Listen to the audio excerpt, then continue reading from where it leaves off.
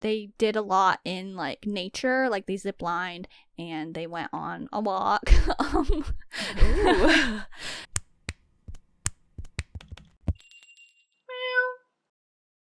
Hiya. Hi, Tulette. How are you back today? I'm back today because we're doing part 3 of our favorite K-pop travel moments. Yep, you heard it. That's right. This is part 3. So if you want to hear more travel moments and you're just starting here right now, what are you doing? Go back to part 1, listen to that first, then listen to part 2, and then listen to part 3. I mean, the order you listen doesn't really matter, but you know, you could listen to this one first and then listen to it again after you've listened to part 1 and 2. Yeah, you could. Just make sure to listen to all 3 parts if you're interested in groups like Pentagon, The Boys, Idol, Just Be. You know, we talk about those groups and more. All of their travel moments that we could remember that we thought were funny or interesting or something. You know, we were sharing those types of things. So go check those out. There's just so much travel content, and it's always just so good that we just had to keep talking about it. Yeah. So we are starting today. Well, first of all, I can't believe that you didn't even acknowledge that I didn't say Howdy, Meowers. Well, I'm trying to be a bit more agreeable in my intro. Okay. But yeah, howdy everyone, Howdy. including Meowers. Yes. And remember, you are only considered a Meower if you are subscribed to the BlushCat channel on YouTube. Exactly. Just like the only people that could be bros were people that were subscribed to PewDiePie. Okay, I didn't know that. But anyway. Well, I mean, I doubt he called other people. Everyone was subscribed to PewDiePie. Okay. I wasn't, though, ever, so I'm not a bro. Okay. Well, we are starting today. In this episode, part 3 of our favorite K-pop travel moments with DKZ. Whoa, DKZ! Love DKZ! Totally, really great stuff we're going to be talking about today. It's not sarcasm in our voices, it's sorrow.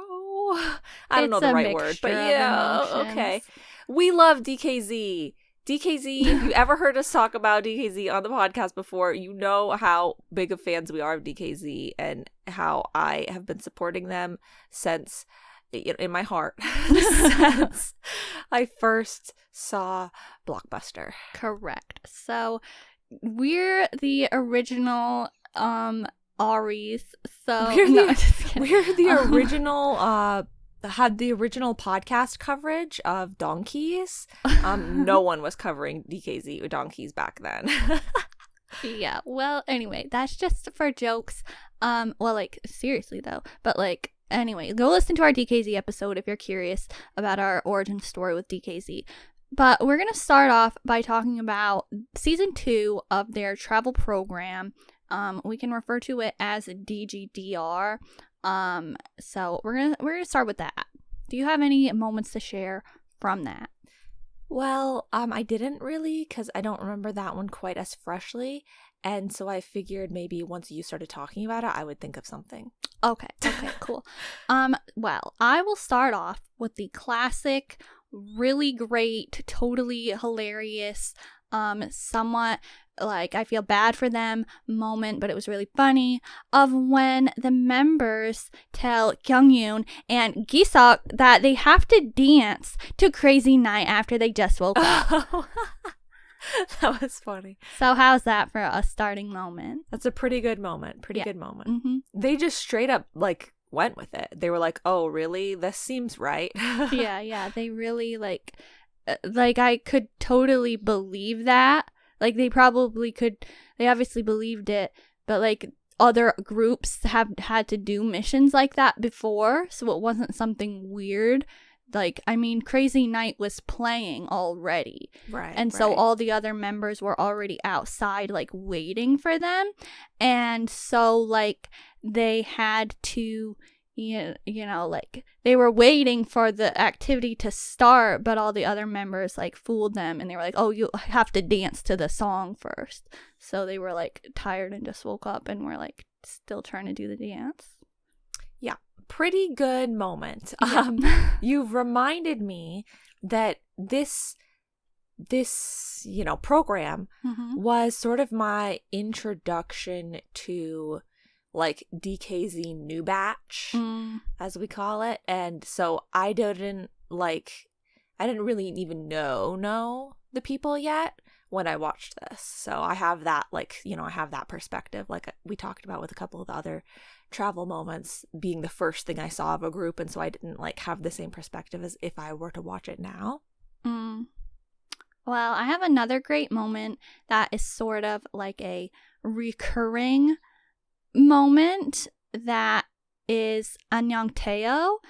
And that, if you're unaware, Kyungyoon and also Jonghyun were in a musical, and Kyungyoon's character was called Taeo.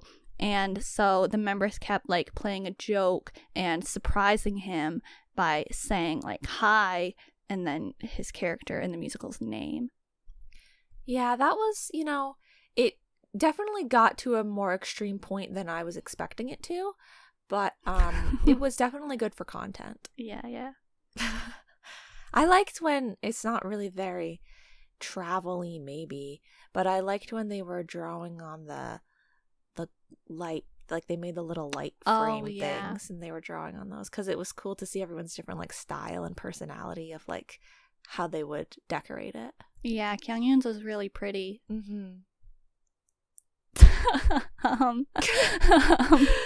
I have one more moment that is a very general moment from this program, and that's just when the members went swimming at night. I don't really remember that part. I definitely remember there being a pool, but I don't remember that part. It's just I think the decision to go swimming at night, especially when other people were winding down, is just something that's very fun and oh yeah, we're gonna go out there and swim even though it's dark. And it wasn't super filmed either. They didn't make it a content piece. It was just they're out there in the pool. Very vacation-y. That's all that I had for the season 2 of that program. Well then, let's move on to season 3. Okay. So, did you want me to start, or did share a moment. Yeah, well, I just really, one of my favorite parts in season 3 is pretty good. There was a lot of nice stuff. But one of my favorite parts was when Kyungyoon, Giseok, Mingyu, and Sehyun were outside, and they randomly, I don't know if they were serious, they really did rent or sign out or something, the neighborhood field. And because they were that one was fun because they were in a neighborhood. Yeah. They weren't off in some secluded Airbnb type accommodation. They were in a neighborhood accommodation. And that neighborhood felt seemed so not Korea almost. If you're familiar with the second Plants vs. Zombies game, Garden Warfare, there's a certain map or maybe a couple maps that really remind me of where DKZ was. Okay. Just saying. I can see that probably, even though I don't know that much of that game, but I think I know what you're talking about. Okay. But yeah, so they sign out or rent out this neighborhood field and they play foot volleyball. And not only is that just usually pretty good content, but it was funny because there was a very clear dynamic of people that know how to play foot volleyball and can actually do an okay job, and people that they were just absolutely clueless. They could barely even hit the ball, but they kept trying. They were getting better throughout it. It was really fun. I liked how it actually seemed like they got to do a real sort of game at some point. I remember watching BTS do foot volleyball, and they never accomplished anything. They never got good at it. But this group seemed like they could actually play at some point. Yeah, and they were at least Kyungyoon and Mingyu, they were at least trying to help Giseok and Sehyun. Yeah. Not just being oh, you can't do it. They were okay, you have to hit it like this. Yeah, and then they ended up I feel like one person was like getting really good at just like doing the headers or whatever, and it was like they could survive off of that, and it was fun. I liked it. Yeah. Well, I like when Kyung-yoon brings his sous vide machine. When you kind of like told me, but like I didn't know what that was, but I think you said like, oh, you know, wait till you see what else he brought or something, because I commented on how like, wow, you brought a whole, like, maybe I was like, oh, he brought his guitar all the way here, or I don't remember, something large or seemingly unnecessary. I was like, really, he brought that? And you were like, wait to see what else he brings. And when I saw the sous vide machine, that was pretty hilarious. Like, who I mean, I want to say who brings that on a vacation, but at the same time I kind of get it if it's like sort of a specialty, like slow cooking situation that like, when else are you going to use it except when you have a lot of free time? It's so funny. Like, it's a big tank. If you don't know what it would entail, it's like a tank that you fill with water, and there's like a thermometer and stuff that attaches to it, but like a fish tank. Yeah, so he literally just brought that with him. Yeah, it was funny. So that he could make sous vide for them, which he had never made before, apparently. That was good. I liked all of the like kitchen/eating content of that. Like the washing the dishes part. That was funny. The barbecuing the lamb part. Like lamb, what is it? Ribs? Lamb ribs or something? I don't remember. Like lamb chops, is that what they're called? I don't know. Yeah, all of those parts were pretty fun, pretty good. I like when Gisak goes and asks Jonghyun, who is like in his room, if he wants pancakes or a grilled cheese, and Jonghyun's just like, no. It was so funny, and Gisak is just like, okay then. Like, yeah, that was pretty good.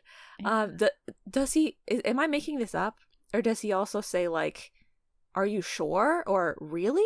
or something like that? He says something like that. Like, he like needs clarification. He's like, "You're actually gonna deny pancakes or grilled cheese right now?" I liked when Jonghyun like went outside and was reading his book of poems and was just like super chilling, and then they make them like answer questions or whatever about like what he would want to do to relax or like have a good time or something, and he was like, just be alone and like be able to read or chill or something. And I'm like, oh my god, you got to do that. Like, you lived that life for the whole day. Yeah, that was nice. And also the contrast of when he was out there doing that, and then some of the other members were on the trampoline like right nearby. And it was like, you know, you got to see the two sides of it. There were a lot of good moments like that we like got to see them relax. And one of like the other moments that I wanted to talk about that I thought was funny was when the members were all doing karaoke, because there was like a special room for that in the place that they were staying, and so they decided to sing Cupid, but Mingyu had to keep singing the yeah at the beginning of Cupid like over and over again because they had to keep restarting the song. I liked how randomly Gisak was just sleeping in the karaoke room. Oh yeah. I'm like, it doesn't even look like it's part of the house. Like, it doesn't even look like it would have heat. Like, this seems deranged, but okay, maybe it was fine.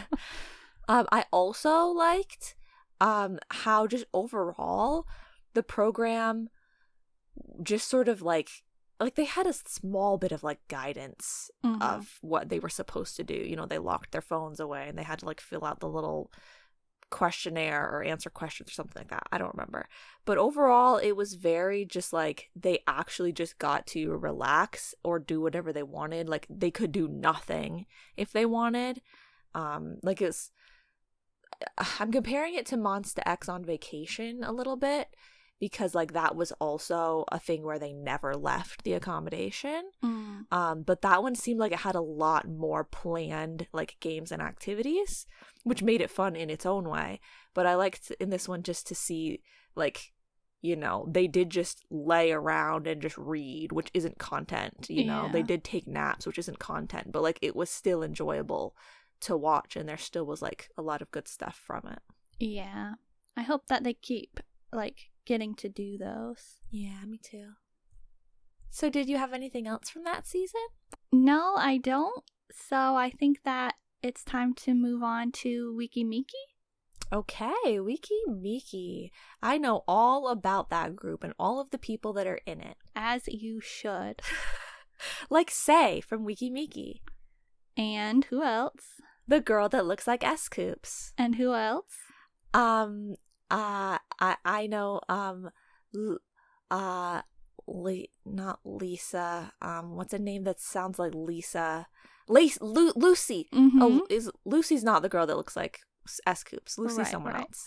Lucy, and also, the girl that was gone for a while, but now she's back.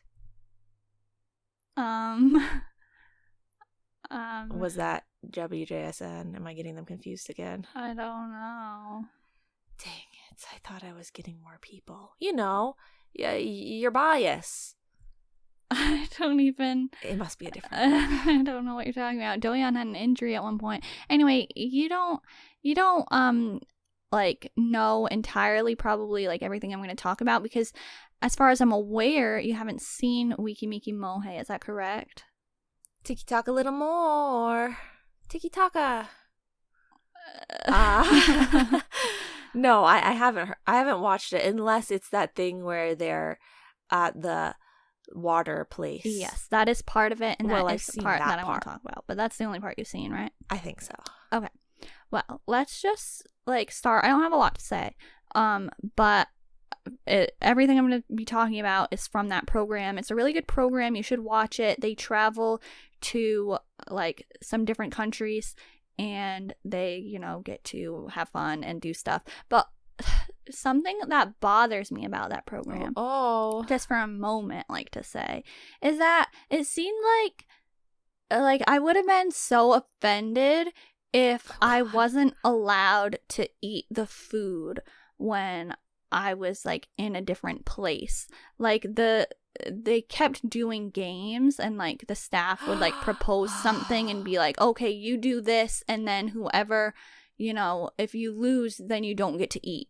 And they really didn't get to eat. Like the members would sometimes be like, oh, would you like to, like, you know, have a piece of this? And then they would be like, okay, I'll just take a little bit. Or they'd be like, well, no, I lost. But it was like usually I feel like in travel content, especially when there's a chance to have something that the members of the group have never had before, even if they do something like that, where it's like, oh, if you lose, you can't do it, they get to do it anyway, because it's an experience that they never had. Like it's a place they've never gone, or an activity they've never done, or a food they've never had. But in this, it was like, okay, yeah, you just don't get to do it. So I thought that was kind of like unfair. But... yeah, that seems pretty crazy and like mean and deranged. Like I just feel like I get shows wanting to like have a penalty, but like, yeah, if you traveled to a place, or like, you know, you have a day where like there's an activity to do, like you don't make people miss out on it. You would give them some other, like usually the penalty would be to do more, you know, like everyone gets to eat whatever they want, but the losers have to try this like crazy thing that people eat from this place that's like everyone's too afraid to try, or like, oh, you have to do the really scary water slide, you know, like they make them do like extra for a penalty, so they're actually getting to experience more things.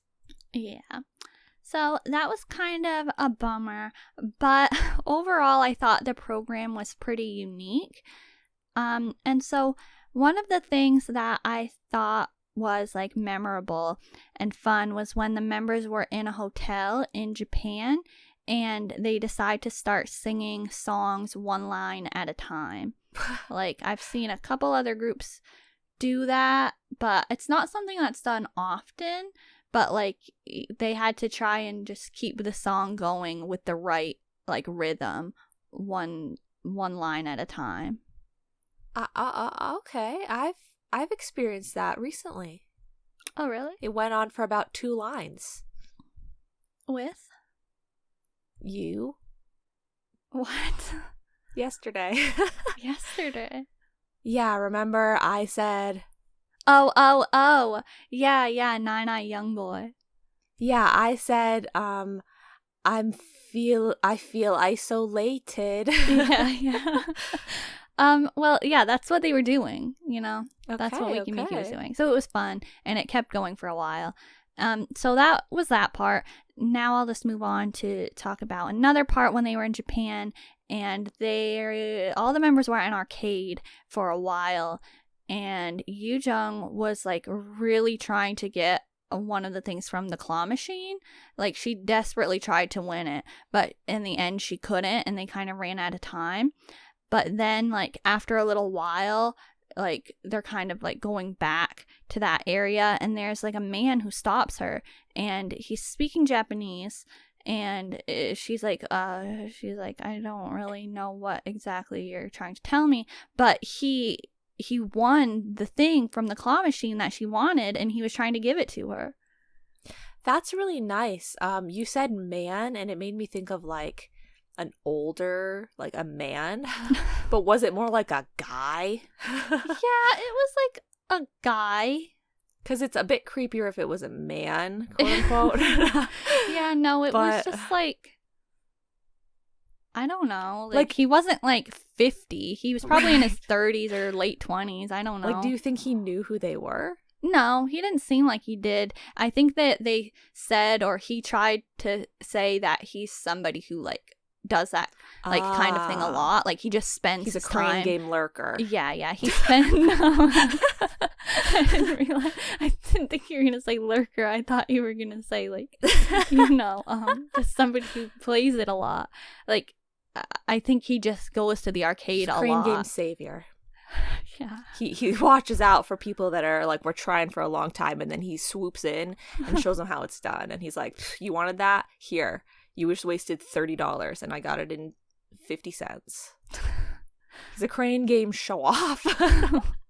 I don't know. I didn't see it. I can't properly judge his persona. But, okay, that must have been nice to have a thing. He really didn't seem like he was trying to get any, like, attention from the show or anything, and it didn't seem like he was being, like, weird about it. He just seemed like a very normal person who was trying to give her something that she was trying to win. A normal person with an abnormal skill set of crane game superiority. Mm-hmm. Okay. Anything else? Just the moment that you briefly talked about, when they were actually in Thailand and they did the water obstacle course. Oh my god, I was going to say that they went to Thailand when you were like, they went to a whole bunch of different countries. I was like, they went to Thailand, and I was just going to like pretend that I knew what you were talking about. But that's actually, wow, okay. Yeah, I thought that was fun. It was a little weird for me because I didn't know who the people were, so like it was hard to keep up with maybe like who they were talking to and stuff like that because it was so chaotic. But I always like content where people go like on those water course things. It was good. Yeah, I just will say, I did like say that they go to a bunch of different countries or whatever, but I don't exactly remember, but I actually think maybe the only like 3 countries that they were in during the show were Korea, Japan, and Thailand, but still, it was fun. Okay. So that's all for WEKI MEKI. Then let's move on to what we teased last episode. It's Dangerous Beyond the Blankets. Wow, I remember that show, and I feel like not enough people have seen that show. Oh, yeah, it's like a rare gem. Yeah. And you might be thinking like, huh? I thought we were talking about like idols that had travel content, and now you're just talking about a show. Well, much like the Battle Trip show, which obviously is all about travel. It's Dangerous Beyond the Blankets is kind of about travel sometimes, but also just about like staying in a like accommodation, having a vacation time. And there were a lot of idols that went on it. Not everyone was an idol. There were some actors and even like athletes sometimes. Yeah. But yeah, we're going to be talking about some of the moments with some that were included with idols on It's Dangerous Beyond the Blankets. Yes. If you are a homebody or an introvert, this is a really good program. I think they took it off Viki, actually. Oh my god! But I think it's on Kokowa in full, and there are clips on YouTube. But honestly, like, unless you've seen it already, the clips don't really do it justice. I'd recommend watching the program in full. Yeah, you should start from season 1. Yeah. Yeah, it was a show that they made for homebodies, you know, people that are in the entertainment industry but like that never do anything or want to go out anywhere, to gather together in one house, you know, one accommodation, and just exist as, you know, introverts that don't literally want to have anything to do with anyone else. So just, you know, already you can tell, like, this is gonna be a vibe, right? Like, yeah. Well, the moment that I want to talk about is from season 2 of It's Dangerous Beyond the Blankets, where they went, like, it was a little bit more varied than season 1. So in this particular episode, they went to Jeju for their accommodation. And one of the people that was there was Kang Daniel. He's like was he the most common guest or probably. Star? Probably. He was in season 1 and episodes of season 2. There was at least Kang Daniel, who is, you know, an idol, Loco, who is a rapper and who Kang Daniel is a big fan of, so that was always a fun interaction. And Loco, that's where we got the wonderful coined term, like, ourselves here at BlushCat, of Loco devices. I don't think we've talked about Loco devices. Yeah. Yet. Maybe we have briefly, but I know we talked about them in the old BlushCat episodes. But he's very into, like, health devices to improve his health, so that was always super fun. Okay, so Kang Daniel, Loco, and an actor man from the show Welcome to WEKI. They were all at this accommodation in Jeju, and there might have been some other people, but I don't remember them. I'm sorry. But basically the moment is the WEKI man really wanted to have everyone gather together and watch the soccer game with him. There was going to be a soccer game. And he wanted them to watch it on the roof, I believe. This was one of those accommodations that has like a roof that you could, like, hang out on. And so he, like, had a little mini TV up there or something, or I don't know, maybe a tablet, I don't know. But he wanted everyone to gather around and watch soccer on the roof, which is already so weird. But then also they were going to make burgers. And so apparently no one had made burgers before and no one knew how to make burgers. And so it was just really funny to see Kang Daniel and Loco trying to cook the burgers in, like, hot oil. And it was, like, splattering everywhere, and they were scared, and it was like, come on, guys, like, it's just hot oil, like, you can calm down. The whole thing is just definitely has vacation vibes, but also really has, like, it's just, like, really funny to see the people interact. And they were friends, but still, it was always, or at least the show editing just made everything seem so awkward all the time. Yeah. It was, like, really funny just to see, like, these seemingly normal things with these people that are, like, you know, they don't always act like that, but when they're together on this show, it looks so awkward and, like, what are you doing? But it was really funny because it's really relatable. Yeah, I'm like, I'm a homebody, but I don't know. I mean, I don't think I would have acted like they acted, but I definitely probably still would have acted, like, weird. Yeah. But in a different way, probably. Yeah. I, like, barely remember those Jeju episodes. Like, I mean, honestly, we watched it so long ago that I barely remember any of it, but it's a really good show, and the Welcome to WEKI man is in it, like, quite a bit too. He's Kyung, if you're not, like, I don't know if you're familiar with him as an actor, but he was in that, and he also had a role in My Love from the Star. That's a very popular drama. Maybe you've seen that one. He's pretty iconic. Like, he did a lot of really funny things on that show. That's funny that I call him the WEKI man, even though I've never seen that show, but I've now seen him in My Love from the Star. I completely forgot. Sorry, Waikiki man. I would like to talk about a moment from season 2, I think, right? Like, it must have been season 2 because season 1 was just at the one house. Yeah. So this is, I forget where they are. Maybe it's when they were in Vietnam and Mark can't guess the NCT song. Oh my God. Wow, Yeah. That's embarrassing. Yeah, Mark from NCT. He couldn't guess his own song, unfortunately, but like if you know about Mark, then you will like, it's totally understandable that he might not immediately recognize one of his own songs. That's so, like, the more I think about it, the more moments I'm remembering. I could talk about this show for like such a long time. There's so many moments, but it's so funny because this was my first time, like my first introduction to seeing Kang Daniel in season 1 and to seeing Mark. Oh wow. Yeah, I was, because Mark was so weird when he first appeared in the first one. Actually, he was weird every time he was on the show. But I feel like he's so different now, but like not at the same time, but like I don't think he'd act like that. Yeah.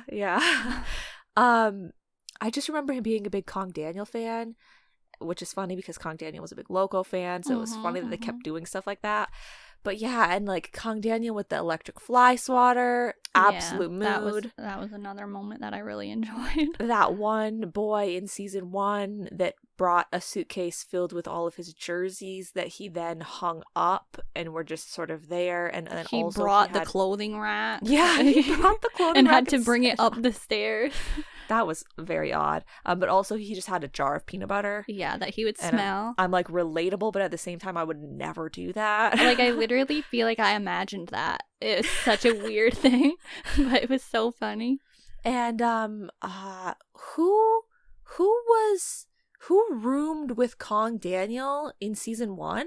Because I knew who it was. Was it Schumann? That's what my guess was. It was him? I think it was. But like he got there late. Yeah, he got there late and he wanted everything to be really clean. Yeah. And Kang Daniel didn't care about that. Yeah. Like, and there how was so Daniel much good packed all the stuff. jellies and the snacks. Yeah, he had like tons of them. Tons. Yeah, it was like Cuban and Boys Planet, if you're familiar with that. And in season 2 when God, I don't remember his name. Jung Se-woon? Probably, yeah, Boy Lisa is what I always called him. When he had the cheese sticks and the strawberries and stuff. There was like a fridge in his room or something. Like, yeah. And the man that went out on the boat in the middle of the night. It was like, that is a really good show. I think that there's not shows that are like that anymore.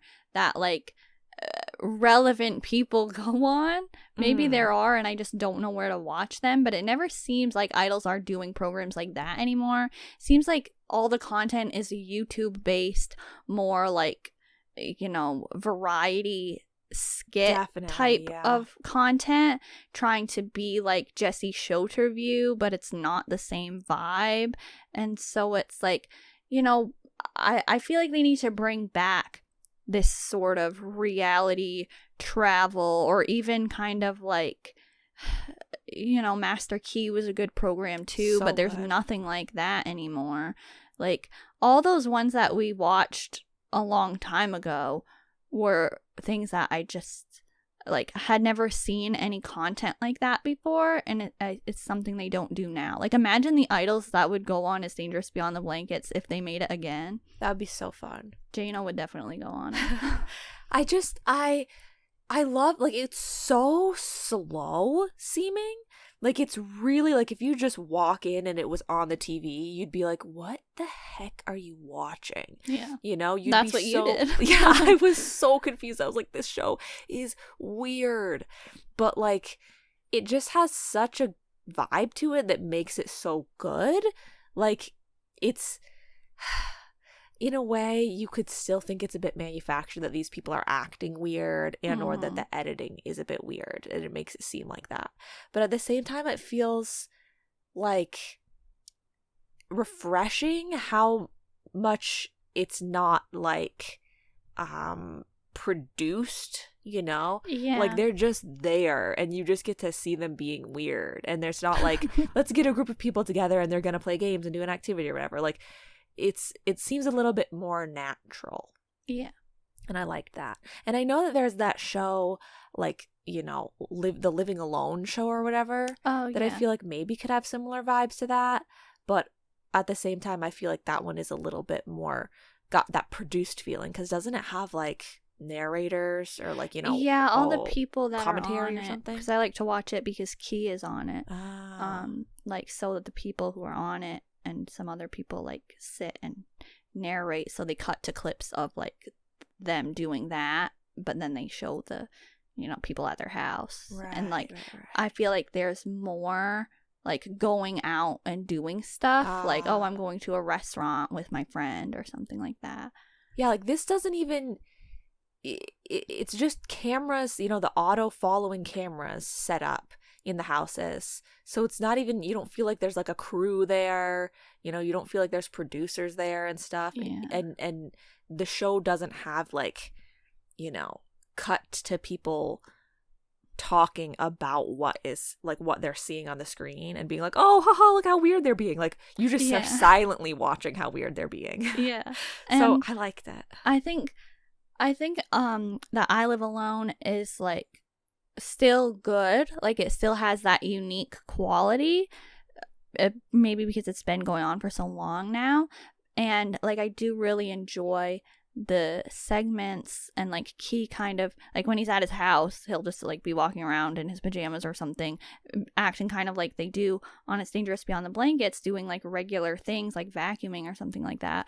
But it's like, I think that there's more like knowing that it's a program, so you'll kind of talk out loud, like, and say stuff like, but you know, when It's Dangerous Beyond the Blankets, they either talk to the other people that are there, or they just sit in their room and like read or like zone do out. nothing. Yeah. So they should bring it back. That was a good show. They should bring it back. Yeah. Well, that's like all that we're gonna say for It's Dangerous Beyond the Blankets now. We only have one other group to talk about today, and that's AB6IX. So we're gonna talk about AB6IX now. We are going to talk about AB6IX. Yeah.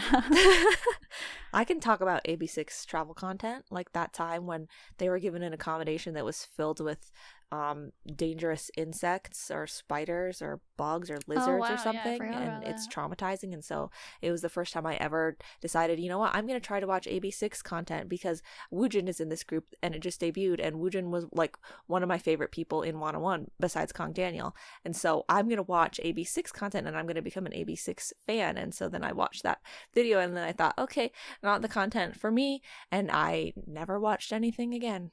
Yeah. He made it seem like it was like something that was like set up like the Henry Frogs thing, but it wasn't. It was just there was a spider in a place, like this accommodation, because it was like, you know, out in nature kind of, and so it just happened to be there. The staff didn't like put them in a place that was like filled with a bunch of stuff. No. But weren't there like more than, didn't they like keep seeing them? They were like, oh no, another one. Or they're like climbing on the walls to like kill them, and then they're like there's something in the bathtub. And I kind of feel like maybe there was more, but I also feel like that could be something else. I just feel like I would have been traumatized. Yeah. Well, that's not what I'm talking about, because I actually forgot about that until you just brought it up. I will start, though, to connect how you just brought it up again. I'm going to talk about Battle Trip, and I'm going to talk about the Battle Trip episode with Donghyun and Eun. So they went to a place in Gangwon Province, and... No way! Yeah. So it was kind of like a military town. Well, it was a military town. It is. And so, like, basically, they did a lot in, like, nature. Like, they zip-lined and they went on a walk. I thought there were two things that were particularly interesting in this show though. And one of those things is they took a drive like really far into, I guess, the military base or like something. I'm sorry. I wanted to talk about it because it was interesting, but I don't really remember it.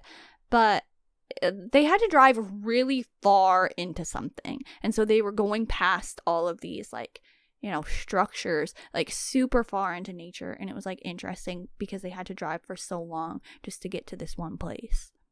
Okay. I haven't seen it, but I feel like I know what that would be like. It sounds interesting. Well, the other thing from Battle Trip is they had like a what is it called? Like a camping car, I guess. It didn't look like, you know, when BTS had one. It was like the metal kind, I think. Maybe I'm remembering it wrong. Like it was are you talking about like a one that's more like a real van? Like they use in Korea a lot? That's like got the you can open up the back and you can open up the the top pops up. Not like that. No, it was like, you know, it was like oval shaped and like. Oh, like retro? Yeah, kind of. Okay, like the ones that would be in all the music videos. Yeah, probably. Okay. So they had that. But it was interesting because they chose to stay in one of those that was like outside of the other accommodation option, which I thought that in itself was interesting.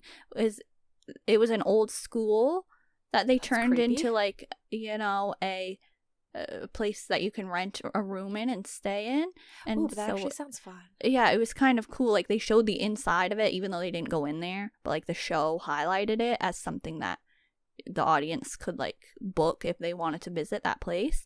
And so it was like, you know, the rooms didn't have a lot going on in them, but it was still an interesting concept. Yeah, I would like to do that. Yeah, but I wanted to talk about when they had the black chicken meat, just because I had never seen that before and I didn't know it was a thing, and they had never had it in person like before, so it was new to them, but they said it was really good. And this is like chicken that like looks black, like the actual meat looks black. Right. I think I remember you telling me about that. That sounds crazy. Yeah. Well, I also want to talk about another AB6IX program. I don't have anything else to say on Battle Trip. Should I move on to talk about the last program? Yes, ma'am, Tulette. Okay, thank you. I'm going to be talking about their remembered program that is over, but I remember it. I'm not forgetting about it. I know they had that. I didn't make it up. And I know that at one point they actually got some sort of content. If you are like AB6IX, I feel like they had some sort of like a staff change. Ooh. Or maybe like a maybe like their company was like against them or something. I'm not trying to start anything. I have no idea, but I'm just like, why did the content suddenly fall off? Where did the content go? They had their own little like variety style program, and it was only a few episodes and then it just stopped. It's like it never even existed in the first place. But anyway, one of those like concepts that they did for that program was they went on like a little vacation, and in one of the parts of them staying at this accommodation that they went to was they had secret missions that they had to do. Okay, you've never seen this, correct? Does it sound familiar? Is it ringing any bells? It's not ringing any bells. I don't think I've seen this. Okay. Well, you should have watched it. Maybe they would have had more seasons if more people watched it. I don't know. Maybe that was the problem. Maybe they thought there aren't enough people watching, so we're just not going to keep making it. Is it secret missions like the Manito Run BTS episode? Or is it secret missions like physical, like, you know, find this hidden clue inside this, you know, mailbox and like go to this place? Like, is it like that? Or is it secret missions like, you know, high five this person 3 times? Yeah, it was stuff. It was like not really like entirely like about the other members. Like it was something they had to carry it out themselves, but it was more similar to that. Okay. So had the mission to boil 4 eggs.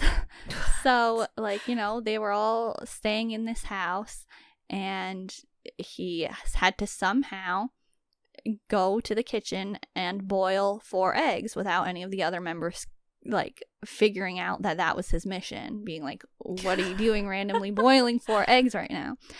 So, like, basically, it was funny because this is going to be spoiling the mission, obviously, but like they kind of were starting to like suspect him, but also he kept trying to throw them off and like act like he was doing something else and that was his mission. Like he like threw, I don't know, like pieces of mushroom on the floor or something. Like, I don't remember. But he was like trying to throw them off. So they were like, he's just being weird. But then, like everybody else was kind of doing other stuff. And Donghyun secretly filmed him as like ran to the kitchen and was like looking around to try and see if anybody was watching him, and he started boiling the water. So then they like obviously went in and they were like, we see you. And then Woojin decided to actually make an egg roll with the eggs so that he couldn't finish boiling them. Ooh, wow, that's whoa. Yeah. Sabotage. Yeah. Kitchen sabotage. Yeah. Well, the last thing that I have to say, which happened in that same show, same like did you ever say what is the show called? The show is called Remembering? No. I was just saying that I'm remembering that. Okay, that's what it felt like.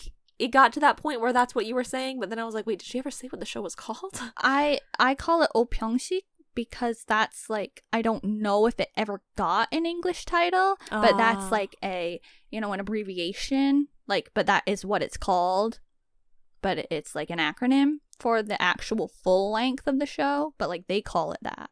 So Opyeongshik. What is it translated to? I think it's like today, like AB6IX is comfortable. I don't remember. Okay. Yeah. I mean, we don't need to know the exact thing. But. Yeah. But anyway, the last moment that I want to talk about, it's this, like I was saying, it's the same. Like they don't always go. It's the whole series isn't trip, but there are multiple episodes of them being on the same trip, but I don't know if it happened in the same episode as the moment I just talked about with the egg boiling. Okay, it's kind of like an earlier episode when we were talking about Just B, and they had like some episodes that were the trip, and okay, got it. Right. So it's like a really short moment, but it was really funny. But he seemed to be fine though, so that's why I'm saying that. Like if it was like he got injured from it, it wouldn't be funny. But basically was going to see if there was anything in the fridge, and he was like, oh, don't worry, but then he slips on the blankets or like the sleeping bag, and like he's like trying to, you know, run to the kitchen, but then slips and falls, and he just like smacks onto the floor, and everybody was just like, oh my gosh, like what are you doing? And just the fact that he said don't worry before that was also funny. And then Woojin just dragged him into the kitchen, like just stayed lying on the floor and, you know, just got dragged the rest of the way. Oh god. That was it. That's all.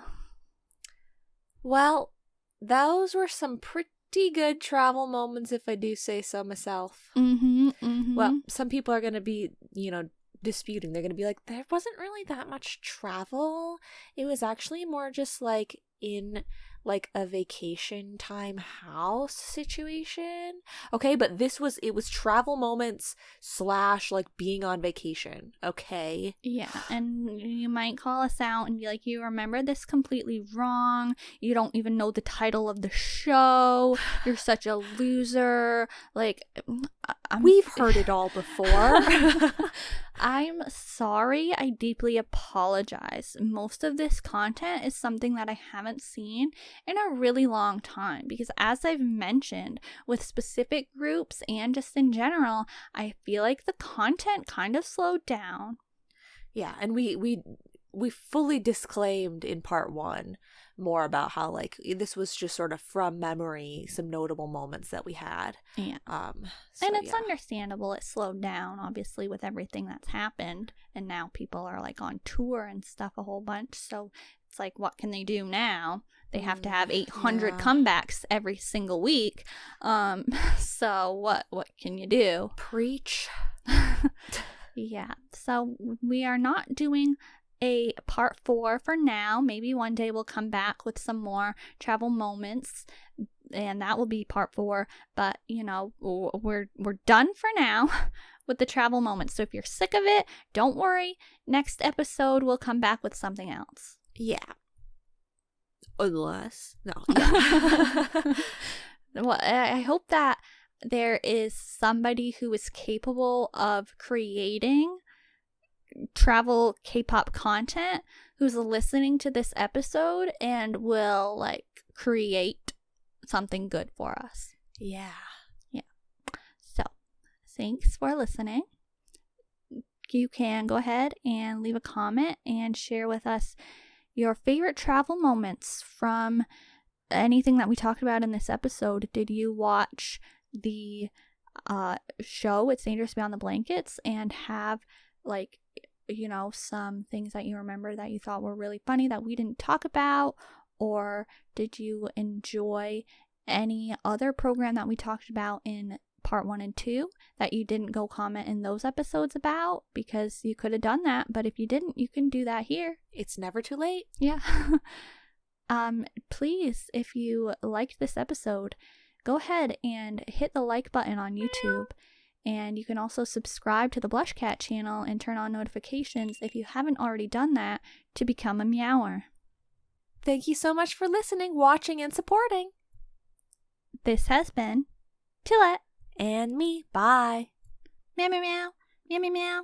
Meow meow meow meow meow meow meow meow meow meow meow meow meow meow meow meow meow meow.